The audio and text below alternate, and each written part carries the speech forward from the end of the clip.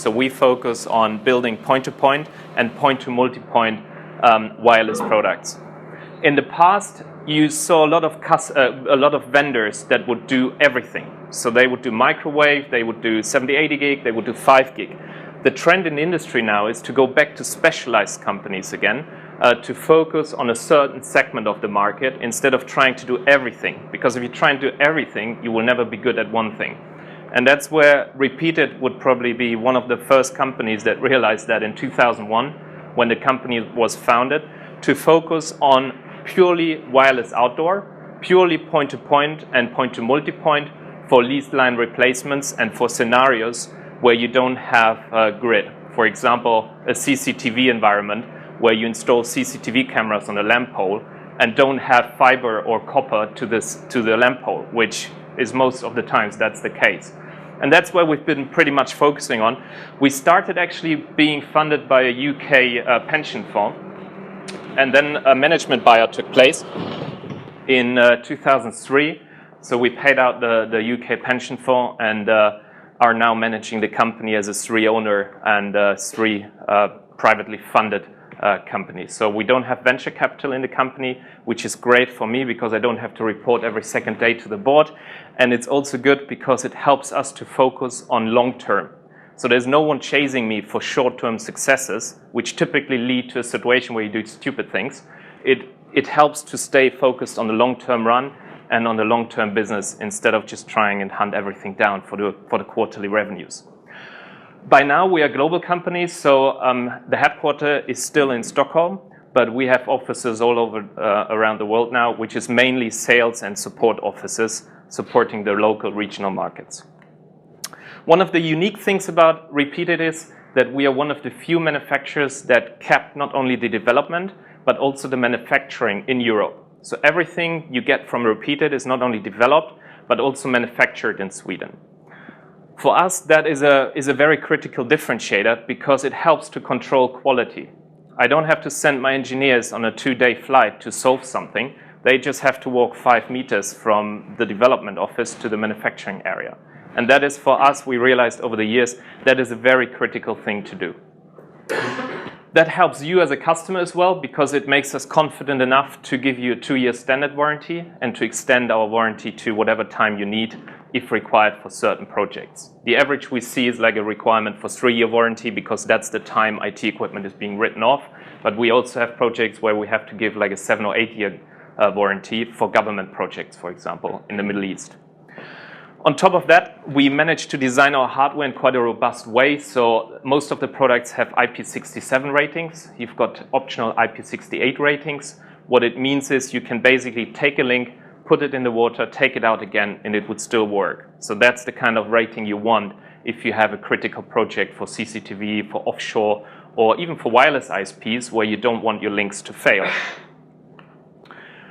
Part of our definition of quality, and maybe this is a pretty Swedish thing, I'm German, so I'm allowed to say that, but environment is a very important thing that we consider being part of our quality. And protecting the environment is a very important thing for us. Obviously, the best would be to not produce wireless links. That would probably be the best for the environment, but we have to, so we are trying to reduce the impact on the environment in the best possible way. Next to the recyclable material part, most of the focus of engineering was to get the power consumption down. So what you see with Repeatit is a 6 watt power consumption per end, which makes 12 watt per link. If you compare that with some of our competitors, you will see that the average power consumption is 50, 60 watt per link. So not only that is obviously a bad impact on the environment, it's also very bad news for your monthly electricity bill. Especially if you have hundreds of links in a project, then that makes a huge difference in operating costs. Quality goes beyond hardware, it goes beyond the actual environment protection. It goes to protecting your customers' long-term investment.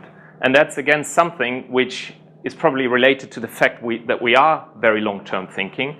And what we try to do is to protect our customers' long-term investment in the best possible way.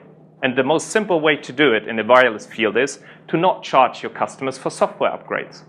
Because what you find many times is you buy a link, there's a regulatory change, and the vendor would call you up and say, hey, surprise, surprise, bad news for you. If you want to keep on running, it's $1,000 for a software upgrade.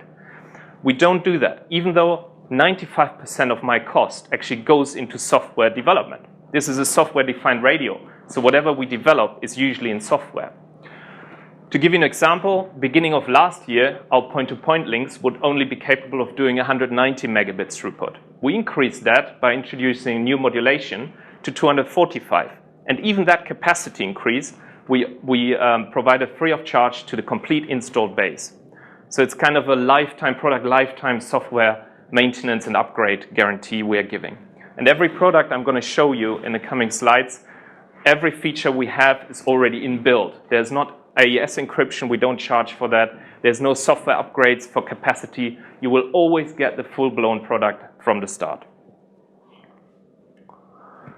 Going to products, and I'm not going to talk a lot about products today in the presentation, so if there's questions, please approach me in the coffee break. I want to talk more about how you can actually make money with us, which I always prefer because that's why we're all here. But obviously there needs to be a few slides on products so you know where you might be able to use them.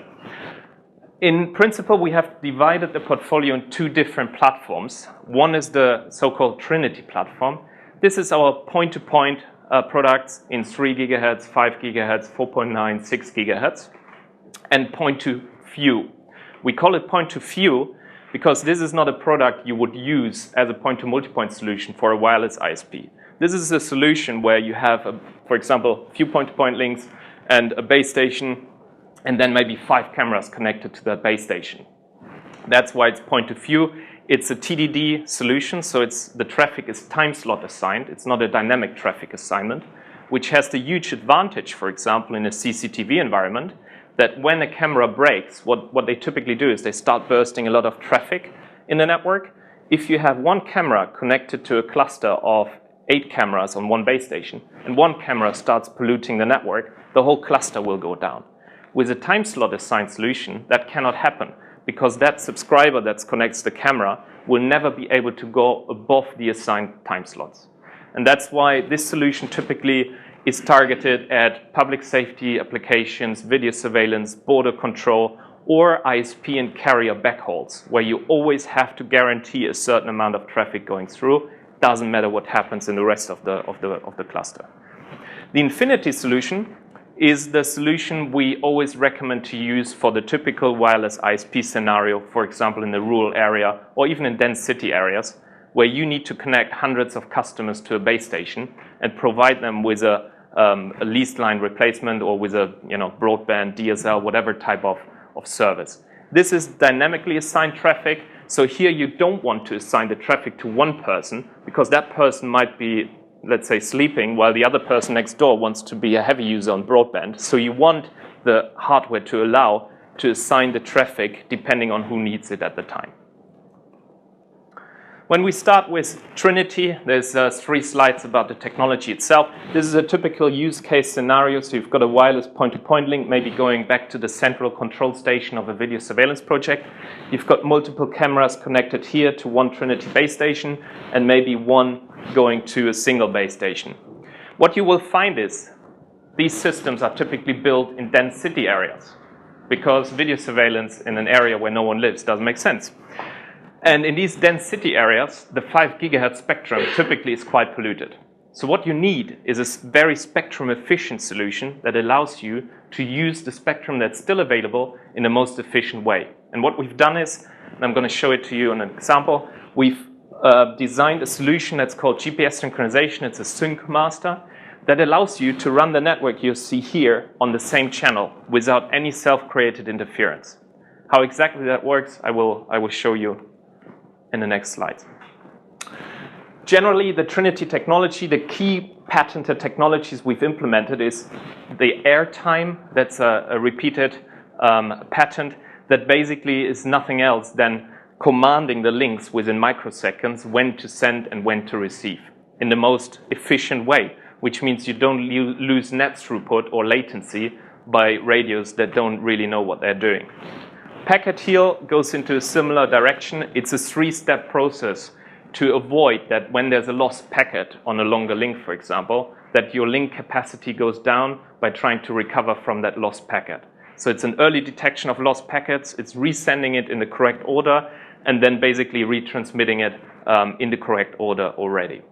You won't see the impact of these two technologies on a 2-kilometer link, but if you go 4, 5, 6, 8 kilometers, you will definitely see, compared to other links, that the net throughput will stay extremely stable and the latency will not go up, even if there is occasions where you're losing packages, for example. And then the Sync Master, which we will see on a coming slide. The Trinity portfolio is pretty simple. You've got 4 different products. The beautiful thing is it's 4 products, but it's one product.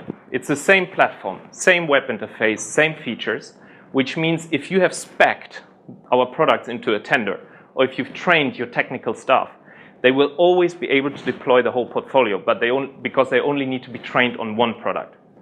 The reason why we've done different products is form factor and antenna gain. For example, this product, the 316S, it looks pretty big on the picture. Actually, it's a bad picture. It's a very small product we have designed for video surveillance projects because it doesn't look like a point-to-point link, which is great when you try and install wireless in city centers.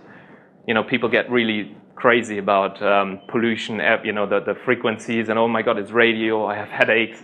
You know, this doesn't look like microwave, and it's extremely robust towards lamp pole sway. So even if there's strong wind and the lamp pole is moving, the link will not break down, which is due to the antenna angle. The 318, 18 dBi integrated antenna, very small form factor. It's actually, don't know why, but it's on the floor. That is something we typically use for areas where you need a bit of a longer distance. 2.3 has a 23 dBi antenna, and the 300 has just external antenna connectors. And that's typically what we use to connect, for example, remote oil platforms where you need to go 20 kilometers over the water and need an external antenna to do that. Please do me one favor, when you look at this, forget these distances. This is marketing. That is not reality, okay?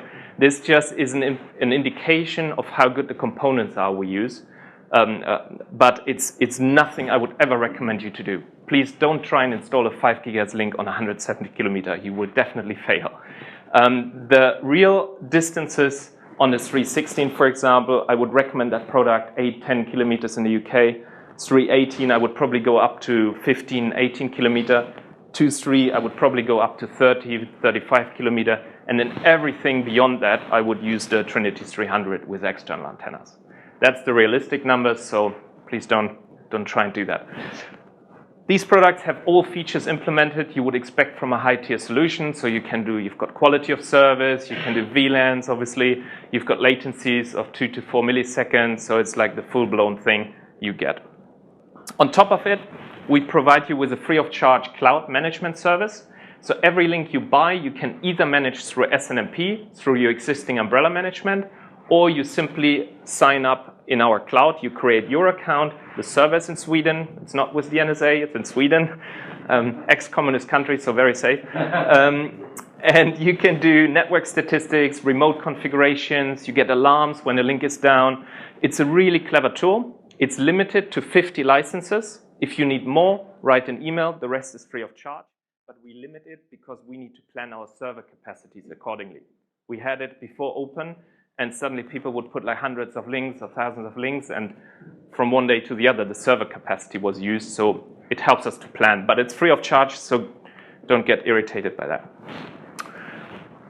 Getting to the case studies, what you see here is one of our oldest customers, and Oscar, yes, you know, he's 45, so I wouldn't say he's old, but it's one of the longest Repeatit customers we have. They are customers since 2003. It's a big ISP in Sweden called Bahnhof, and what they do is just a typical ISP scenario like Metronet, for example, in the UK, connecting customers by fiber, copper, and wireless, and they use it as a combined solution.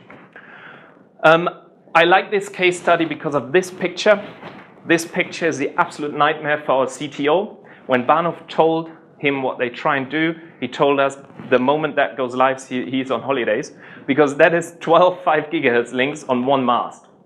And that is very challenging.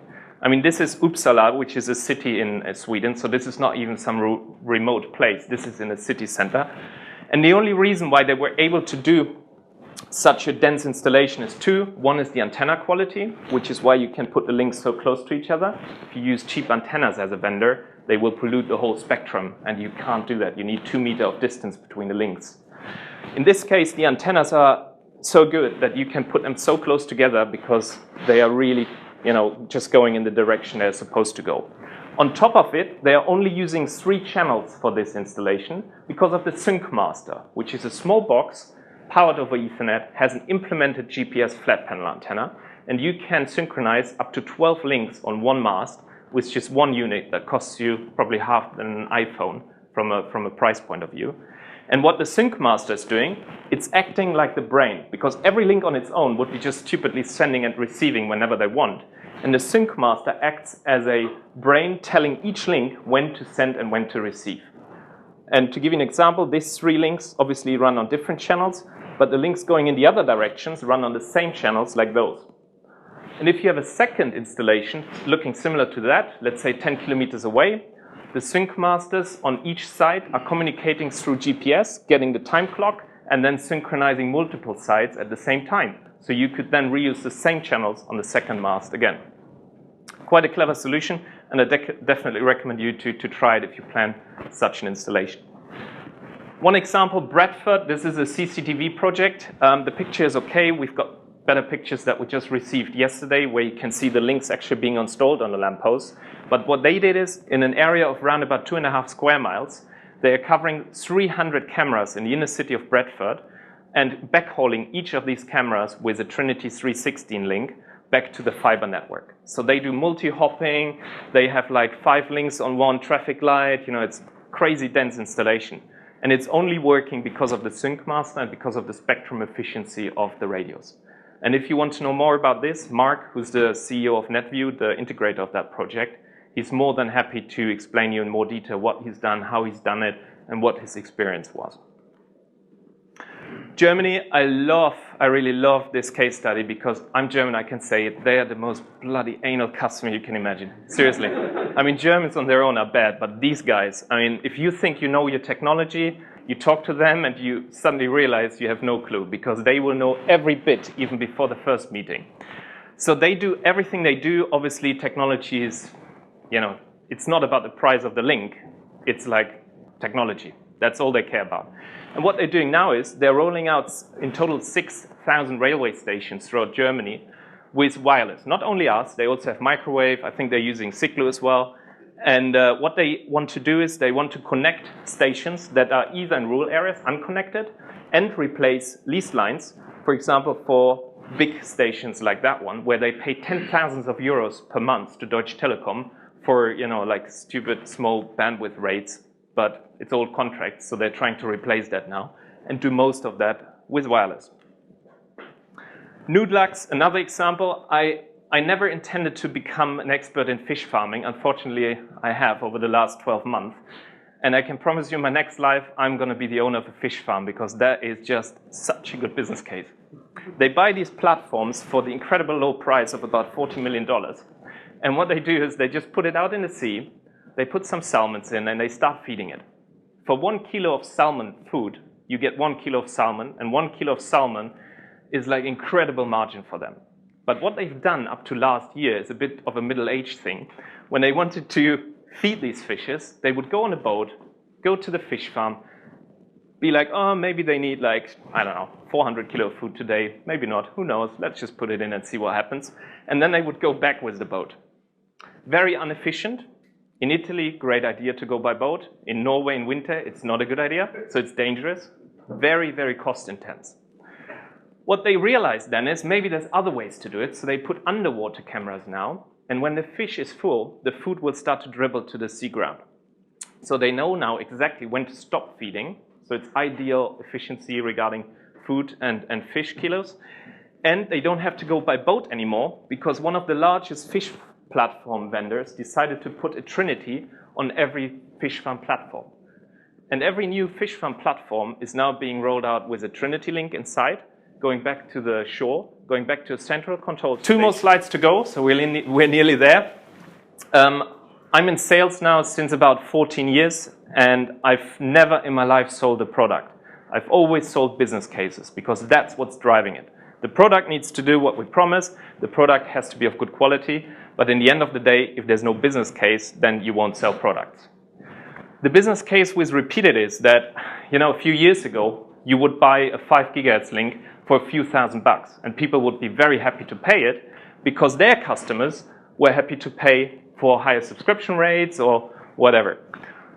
These days are over, and people are not willing to pay thousands of bucks for a link anymore.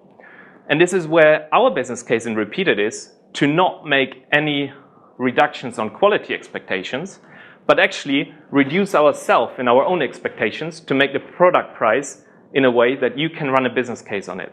And when I say that, what I mean is our hardware costs are the same like any other high-tier vendor. We're buying the same components, the same antennas, so there's no magic about that. But where we are saving cost is that you will never see me, one of my business partners, or employees flying first class, business class, or anything. We fly EasyJet. I'm happy with that. We don't drive Mercedes S500 as company cars. We don't go to Mexico every, twice a year to just get drunk and celebrate how great we are. We don't go to Mobile World Congress and just spend 10 million on a booth. We don't do that because in the end, you are paying for that. And this is where we've managed to establish a very lean structure, very lean cost structure to allow us to sell the products to the price we sell. And the most commented feedback I'm getting is, after customers tested our product, is how the hell do you manage to do that at that price level? And that's where we want to be, because that's where your business case sits and where your customer's business case sits. And that was pretty much it. And I would like to thank you for your attention. And if there's questions, please go ahead.